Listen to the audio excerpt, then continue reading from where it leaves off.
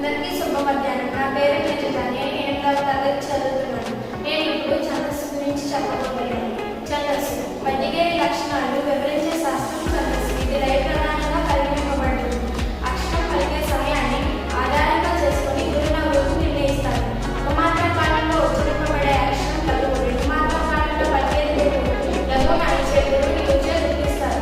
ఛందస్సు దీర్ఘాక్షర గురువులు, దీర్ఘాక్షరం లఘువులు. గురువును మనం క్యూలో గుర్తిస్తాము.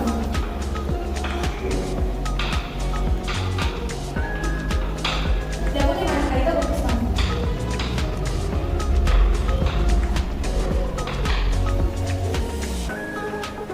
ఛందస్సులో ఏకాక్షర గణాలు, రెండాక్షర గణాలు, మూడాక్షర గణాలు ఉంటాయి.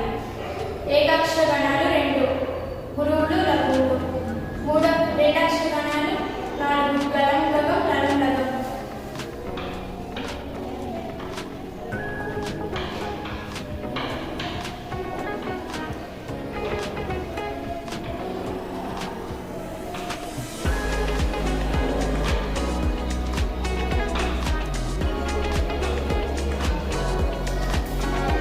గలం అనేది లఘు గురువు, గగం అనేది గురువు గురువు, లలం అనేది లఘు గురువు, లగం అనేది లఘు గురువు.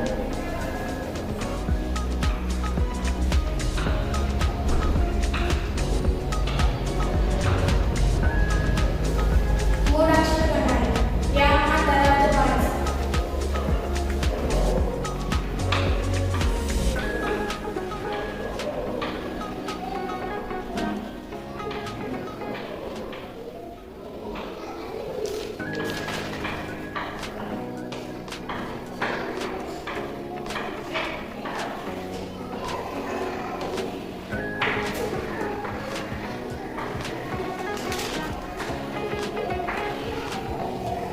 యామ, తర్వాత పాయస.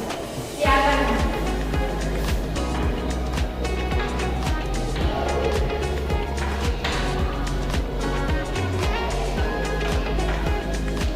లఘువు, గురువు, గురువు.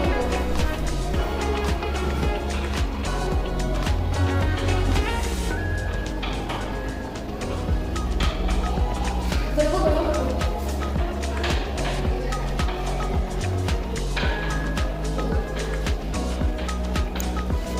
తాళం గురువు, గురువు, లఘువు. రాగం గురువు, లఘువు, గురువు. జాగరం లఘువు, గురువు, లఘువు.